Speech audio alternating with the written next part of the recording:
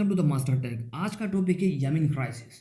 देखिए, क्राइसिस को डिस्कशन करने के पहले हमें यमन को जानना जरूरी है। इसका स्ट्रेटेजिक लोकेशन कहाँ पे है वर्ल्ड मैप में देखते हैं। ओके, सो ये है यमन। ये यमन है, ठीक है। इसका ऊपर वाला जो हिस्सा है, ये वाला हिस्सा, ये सऊदी अरबिया का साथ टच करता है और ये वाला साइड ओमान के साथ टच करता है, ठीक है। और नीचे वाला जो है वो मेरीटाइम बाउंड्री है। नीचे वाला जो साइड दिखाई दे रहा है साउदर्न, ये गोल्फ ऑफ एडन के साथ टच करता है, ठीक है। और जो वेस्टर्न है वो रेड सी के साथ, जो रेड सी है रेड के साथ टच है। ओके, अभी देखिए इसके साथ साथ यहाँ पे जिबूती है। जिबूती एक स्ट्रेटेजिकली इंपॉर्टेंट कंट्री है।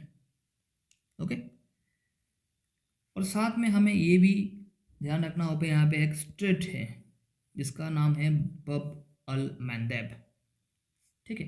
बब अल मंदेब, ये जो स्ट्रेट है ये रेड सी और ये जो गल्फ ऑफ अदन है इससे जोड़ता है। अदरवाइज आप ये भी बोल सकते हैं कि जो सुएज कैनल है, सुएज कैनल कहाँ पे है, ये जो सुएज कैनल है, सुएज कैनल के थ्रू ये जो मेडिटेरियन सी है और आगे जो अटलांटिक ओशन है, इन लोग क्या करते हैं, एक रूट बनाते हैं जो इंडियन ओशन को एक्सेस देते हैं, ठीक है। So this is a Chowk point of world trade, ठीक है। अभी जो यमन क्राइसिस है इसके पीछे ये जो स्ट्रेटेजिक लोकेशन है इसका भी बहुत बड़ा रोल है, ठीक है। सो ओके, अभी यमन का जो मैप है उसे देखते हैं, वहाँ पे और डिस्कस करते हैं कि वहाँ पे इन लोगों का जो डेमोग्राफी क्या है, इन लोगों का जो एग्रीकल्चर वो क्या है, मैक्सिमम जो जनसंख्या है वो किस तरफ शिफ्ट होकर रखा है, कहाँ कहाँ किस तरह का जाति रहते हैं, वो सब चर्चा करेंगे। क्योंकि ये एक क्राइसिस का जो डिस्कशन करेंगे वहाँ पे हेल्प करेगा, ठीक है। और उसके साथ साथ मैं ये भी बोलना चाहता हूँ कि जो जिबूती कंट्री है, ये जो जिबूती कंट्री है, यहाँ पे 4 पावरफुल देश का मिलिट्री बेसिस है। First of all US A, France, China और जापान, ये 4 कंट्री का मिलिट्री बेसिस है। ये चारों कंट्री का जो मिलिट्री बेसिस के मिलिट्री है वो क्या करते हैं वो, और यहाँ पे जो गोल्फ कंट्री है इन लोगों के साथ मिलके यहाँ पे एक मैरीटाइम फोर्स क्रिएट किया है जो जो वर्ल्ड ट्रेड रूट है इससे सिक्योर रखने का काम करते रहता है, ठीक है, ताकि यहाँ पे कोई नुकसान ना हो जो ट्रेड का। ओके, सो अभी देखते हैं यमन का मैप। यमन का अगर मैप देखें, जो फर्स्ट मैप जो पे दिया हुआ है, ये फर्स्ट मैप अगर हम देखें तो ये फर्स्ट मैप में क्या दिखाई दे रहा है कि जो पॉपुलेशन है, पॉपुलेशन डेंसिटी है वो वेस्ट साउदर्न में है। पॉपुलेशन डेंसिटी वेस्ट साउदर्न में है और बाकी जो ईस्टर्न पार्ट है ये पूरा डिजर्ट है, यहाँ पे कुछ उगने वाला है, कुछ चीज़ है ही नहीं, ठीक है। सो घना बसती पश्चिम में और साउदर्न में है, ठीक है। अभी यहाँ पे ये घना बसती रहने का कारण क्या है, इतना सारा पॉपुलेशन रहने का कारण क्या है, क्योंकि यहाँ पे सबसे ज़्यादा एग्रीकल्चरल जो फैसिलिटी है, आप सबसे ज़्यादा देखिए एग्रीकल्चर यहाँ पे हो रहा है, सबसे ज़्यादा कृषि, जो भी ये लोग को उत्पादन कर रहे हैं, ठीक है, जो भी मिल रहा है इन लोगों को सबसे ज़्यादा इस रीजन में। So that is why population भी यहाँ पे कॉन्सेंट्रेशन ज़्यादा है। अभी पॉपुलेशन को जब हम देखें कि हाँ यहाँ पे सबसे मेजोरिटी क्या है, ये मुस्लिम कंट्री है, ठीक है, मुस्लिम मेजोरिटी कंट्री है, ठीक है। और यहाँ पे क्राइसिस लगा रहता है, लड़ाई झगड़ा लगा रहता है, ठीक है। और यहाँ पे जो मेन प्रोमिनेंट मुस्लिम कम्युनिटी वो है सुन्नी और शिया मुस्लिम, दो तरह का। सुन्नी का मेजोरिटी ज़्यादा है, 60 से लेकर 65% है, और शिया का कम है, 35 से लेकर 40% है। आप इस मैप में, मैं जस्ट जूम कर रहा हूँ, ये जो मैप है इस मैप में देखिए कि जो काला वाला हिस्सा है, ये जो काला वाला हिस्सा है ये है शिया वालों के, और ये वाला जो हिस्सा है जो डार्क क्या बताऊँ, ब्लू, ये है यहाँ पे सुन्नी। और बाकी जो ग्रे वाला यहाँ पे मिक्स्ड है, शिया भी है सुन्नी भी है, पर कंसंट्रेशन शिया की इस जगह पे है। So that means northern side है, यमन का नॉर्दर्न साइड है। अब ये भी बोल सकते हैं नॉर्दर्न और वेस्टर्न पार्ट। ओके, इस जगह पे सुन्नी सॉरी शिया ज़्यादा है।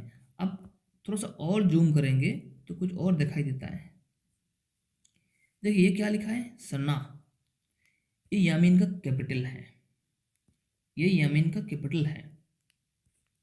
ठीक है, चलो अभी शुरू करते हैं, जो मेन क्राइसिस क्यों है उसको डिस्कशन करते हैं। ठीक है, हाँ उसके डिस्कशन से पहले और एक चीज़ बोलना चाहता हूँ कि हाउथिस क्या है। हाउथिस, देखिए हाउथिस एक रेबल ग्रुप है यमन का। हाउथिस का जो मेन मीनिंग है वो है अंसर अल्लाह, दैट मीन्स सपोर्टर्स ऑफ अल्लाह। ठीक है, और जो नॉर्दर्न हिस्सा है यमन का, यहाँ पे पॉलिटिकल और आर्म्ड जो मूवमेंट है वो शुरू हुआ है। क्यों क्यों सिंपल सी हिसाब, शिया सुन्नी का जो लड़ाई है, शिया सुन्नी का लड़ाई क्यों हुआ है? यहाँ पे मेजोरिटी में सुन्नी है, गवर्नमेंट में सुन्नी का है। ठीक है, पहले तो डिक्टेटरशिप था। शिया वालों का कहना है कि इन लोगों को फैसिलिटी नहीं दिया जाता है, चाहे सरकारी फैसिलिटी हो या चाहे कुछ एग्रीकल्चर में हो। ठीक है, जैसे भी हो इन लोगों को परेशान करके रखते हैं। इसी वजह से ये लोग रिविलियन का रूप ले लिया है। और ये लोग किससे अगेंस्ट लड़ाई कर रहे हैं? वहाँ पे जो करंट गवर्नमेंट है उन लोगों की अगेंस्ट। और करंट गवर्नमेंट में कौन है? सुन्नी है। हौतीस कौन है? शिया है। देखिए शिया लोगों के पास ऐसे जन्म से तुरंत वेपन तो नहीं आ गया है ना। तो वेपन कौन प्रोवाइड कर रहा है इन लोगों को? इन लोगों को वेपन प्रोवाइड कर रहा है ईरान। ईरान प्रोवाइड कर रहा है। ठीक है, चलो अभी नेक्स्ट देखते हैं कि यहाँ पे जो मेन क्राइसिस हो रहा है, एक सिविल वॉर टाइप।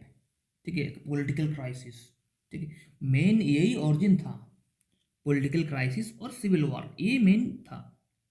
और शुरुआत कब से हुआ कि हाँ ये इसका एक्चुअल शुरुआत जो मेन क्राइसिस का शुरुआती पॉइंट अगर माना जाए तो अरब स्प्रिंग अपराइजिंग जब हुआ था, दैट मीन्स अरब रीजियन में जब एक ऐसे आंदोलन शुरू हुआ है कि हमें डिक्टेटरशिप नहीं चाहिए, हमें डेमोक्रेसी चाहिए, इलेक्टेड गवर्नमेंट चाहिए। ठीक है ना, अच्छा पॉलिटिकल गवर्नमेंट चाहिए, तब से शुरू हुआ था। तो यमन में भी ये शुरू हो गया था। तो उस टाइम जो प्रेसिडेंट थे अली अब्दुल्ला सालेह, ये बंदे ने रेजिग्नेशन दे दिया। फिर उसका नेक्स्ट और एक बंदा आया हदी। ठीक है, वो बंदा भी बहुत स्ट्रगल कर रहा था उसका पोजीशन में, करप्शन, इकोनॉमिक प्रॉब्लम बहुत कुछ आ रहा था। ये जो हाउथिस का प्रॉब्लम ये भी हो रहा था। ठीक है, तो 2014 में हाउथीज जो शिया ग्रुप है, इन लोगों ने क्या है, जो कैपिटल सना है उसे कैप्चर कर लिया। ठीक है, और क्या बोल रहे थे कि हाँ ये जो गवर्नमेंट है ये हम लोगों को हम लोग के साथ डिस्क्रिमिनेशन करते हैं, सुन्नी को फैसिलिटीज़ देते हैं। ठीक है, तो दैट इज़ वाई हम रिवल से एक मूवमेंट लेके आए हैं और इसी वजह से हम लोग इसको कैप्चर करके रखे हो। अभी हम लोग इसको स्टेबलाइज करेंगे। इन लोगों का कहना ये है। ठीक है, तो सऊदी लीड जो कोलिशन जो थे पार्टनर्स थे उन लोगों का गल्फ में, उन लोगों ने क्या किया, एक मिलिट्री कैंपेन शुरू कर दिया। कहाँ पे? यमन में। अभी आपकी मन में एक क्वेश्चन आ रहा है कि हाँ भाई ये तो यमन है। ठीक है, इसका अंदर का मैटर था, इसका अंदर का मैटर था कि यहाँ पे जो भी चल रहा था पॉलिटिकल क्राइसिस और सिविल वॉर जो भी तो अंडर का था। अभी यहाँ पे ये सऊदी है, यहाँ पे सऊदी अरबिया है। ठीक है, ऊपर ये यूएई वगैरह सब है, कुवैत है, ये सब है ना। तो इन लोगों को क्या ज़रूरत था कि दूसरे की घर में जाके उंगली करना? कोई ज़रूरत था? पर फिर भी कोई ना कोई इंटेंशन तो है। तो सऊदी ने क्या किया, बाकी गल्फ कंट्री के साथ मिलिट्री इंटरवेंशन शुरू कर दिया। कहाँ पे? यमन में। और तब और तब बमबारी, एयर स्ट्राइक, मिलिट्री ऑपरेशंस, ये सब शुरू कर दिया। ठीक है, किसके ऊपर? ये जो हouthi है इन लोग के ऊपर। और उन लोगों का क्या कहना था कि हाँ, इंटरनेशनली रिकॉग्नाइज जो गवर्नमेंट है हदी का, जो इन लोग जो प्रेसिडेंट बना था, उसे दोबारा रिस्टोर करना है। ठीक है। सो ये था सऊदी का कहना। पर ये जो कह रहा है इसके पीछे भी तो, अरे देखो भाई, वो यमीन का प्रॉब्लम है, इंटरनल मैटर है, उसको सुलझने दो। तुम काहे यहाँ पे उंगली कर रहे हो? तो सऊदी का भी यहाँ पे इंटरेस्ट है, सऊदी अरेबिया का भी एक इंटरेस्ट है। सऊदी अरेबिया का इंटरेस्ट क्या है कि जो ईरानियन इन्फ्लुएंस है इसे कम करना। ईरानियन इन्फ्लुएंस कैसे बन रहा है? देखो, जो हौतीस है, जो शिया ग्रुप है यमन का, ये लोग दुकान से तो बंदूक खरीद के ले लाए नहीं, है ना? तो इन लोगों को किसने दिया? इन लोगों को सपोर्ट कहाँ से मिला? इन लोगों को सपोर्ट ईरान से मिला। ईरान एक शिया मेजोरिटी कंट्री है, और इसीलिए नहीं कि वहाँ पे शिया है इसीलिए ही सपोर्ट कर रहा है, ऐसा नहीं है। ईरान क्यों सपोर्ट कर रहा है वो भी बताता हूँ। तो ये रूट बताया था बबल मंडेब, जो स्ट्रेट था, एक चौक पॉइंट। यहाँ से सबसे ज़्यादा ट्रेड जो 12 से लेकर 15% हो रहा था, सबसे ज़्यादा ट्रेड कौन कर रहा था? यूएस कर रहा था भाई साहब, यूएस कर रहा था, गोल्फ कंट्रीज कर रहे थे। तो this is why Iran support कर रहे थे रिबेल ग्रुप को। और रिबेल ग्रुप क्या कर रहे थे? ये चौक पॉइंट में ही अटैक कर रहे थे। जितना भी शिप्स जा रहा है, मारो दया धमाधम। तो दैट मीन्स ईरान क्यों बैकअप मार रहा है? क्योंकि ईरान के साथ यूएस का बनता नहीं है, और इसलिए ईरान का जो, चाहे न्यूक्लियर रिलेटेड जो भी इशू आ रहा हो या फ्यूल रिलेटेड जो इशू आ रहा हो, वो सब यूएस की वजह से हो रहा है। दैट इज वाई ईरान हौतीस को बैक कर रहा था, हेल्प कर रहा था। ठीक है। So this was main reason behind the support of Iran. और साथ साथ में ईरान और सऊदी का बनता नहीं था, सो ये one kind of proxy war की तरह हो गया था। ठीक है। यहाँ पर टूल की तरह कौन इस्तेमाल हो रहा है? हौतीस हो रहा है। कौन सा कंट्री बर्बाद हो रहा है? यमीन हो रहा है। और सब लोग अच्छी तरह से कौन जी रहा है? ईरान भी अच्छी तरह से जी रहा है, सऊदी भी अच्छी तरह से जी रहा है, यूएस का तो बल्ले बल्ले है। ठीक है। सो इशू ऐसा है। अभी सऊदी का ये भी कहना है कि हाँ, हमारा सिक्योरिटी कंसर्न है मेरे बॉर्डर पे, मैं नहीं चाहता कि हाउ दिस रिबल जो भी है ये लोग मेरी कंट्री में एंटर करें। दैट इज़ वाई हमें ये जो एक मिलिट्री इंटरवेंशन है वो लेना पड़ा। ठीक है। अब एक मेरिटाइम रीजनल पावर, देखिए ये जो गोल्फ है, गोल्फ में सऊदी अरबिया का पावर डोमिनेंस है। ठीक है, वो डोमिनेंट है, और वो अपना डोमिनेंस बना के रखने के लिए इस रीजन में अपना मिलिट्री पावर शो कर रहा है और हौतीस को दबा रहा है ताकि उसका दबदबा बना रहे। ओके। अभी नेक्स्ट इंपॉर्टेंट पॉइंट, अभी जितना भी बताया था ये सब तो ऊपर ऊपर का बात था, पर एक्चुअल पॉइंट ये है कि एक स्ट्रेटेजिक लोकेशन है, ये एक स्ट्रेटेजिक लोकेशन है जो बबल मंडेब मैंने बोला पता था स्ट्रेट, जो रेड सी और गोल्फ ऑफ अदन को कनेक्ट कर रहा था।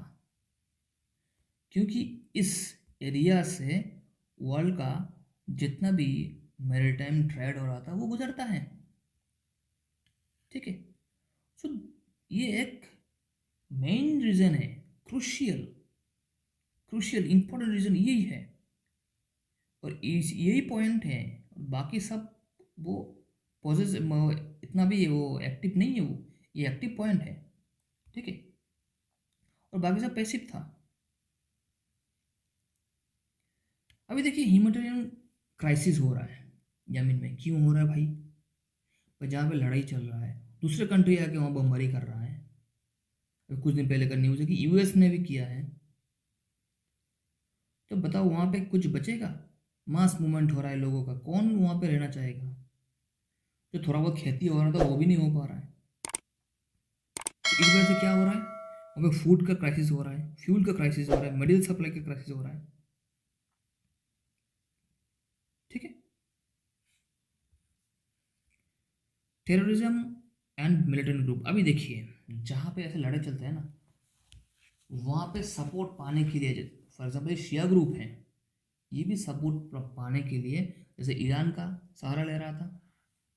ठीक है। इन द सेम वे इसे न्यूट्रलाइज करने के लिए ये जो सुन्नी वाले गवर्नमेंट वाले हैं जो मेजोरिटी में है, ये लोग भी अलग अलग जो मिलिटेंट ग्रुप है इन लोगों का हेल्प ले रहा था। फॉर एग्जांपल ये अलकायदा ऑफ अरेबियन पेनिनसुला जो AQAP बोलते हैं, ISIS, ये लोग भी सुन्नी सुन्नी ग्रुप वाले हैं। ये लोग क्या करते हैं, ये जो हौती से इन लोगों के ऊपर अटैक करना शुरू कर देते हैं। भाई बनता नहीं है ना इन लोगों के साथ, और इन लोगों को भी टूल की तरह यूज़ किया जा रहा है। ओके।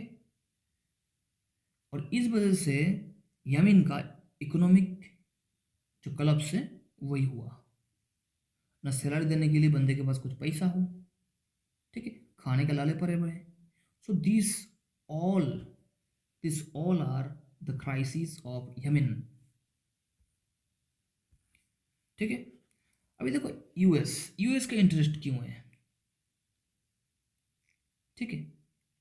यूएस का इंटरेस्ट ये है कि यूएस अलकायदा का भी खिलाफ है, अलकायदा का प्रेजेंस है वहाँ पे।